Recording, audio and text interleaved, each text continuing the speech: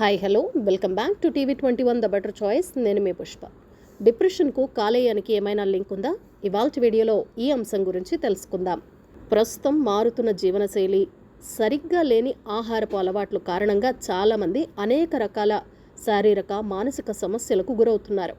ఈ రోజుల్లో ప్రపంచవ్యాప్తంగా ఆందోళన కలిగించే సమస్యగా మారిన సమస్యల్లో డిప్రెషన్ కూడా ఒకటి.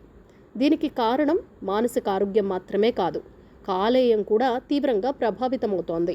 డిప్రెషన్ శరీరంలోని కాలేయాన్ని అనేక విధాలుగా ప్రభావితం చేస్తుందట. మనం తీసుకునే ఆహారం, పానీయం లేదా ఔషధం ఏదైనా ఇవన్నీ మన శరీరంలో టాక్సిన్స్ను ఉత్పత్తి చేస్తాయి. అందువల్ల వాటిని శరీరం నుంచి తొలగించడం చాలా ముఖ్యం. విష పదార్థాలు కొవ్వులో నిల్వ అవుతాయి. ఇవి కరిగే టాక్సిన్స్ శరీరం నుంచి సులభంగా బయటకు వెళ్ళవు. కాలేయం మొదట వీటిని విచ్ఛిన్నం చేస్తుంది, తర్వాత శరీరం నుంచి బయటకు పంపుతుంది.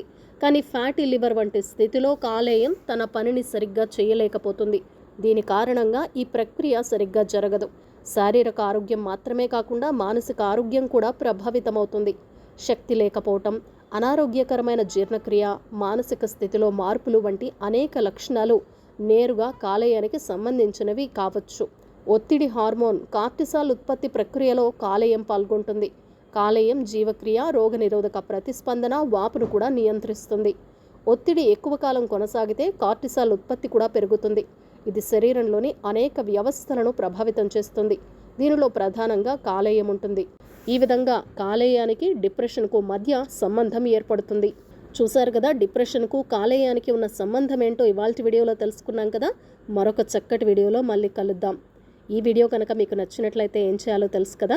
లైక్ చేయండి, కామెంట్ చేయండి, షేర్ చేయండి, సబ్స్క్రైబ్ చేయటం అస్సలు మర్చిపోకండి. TV21 the better choice.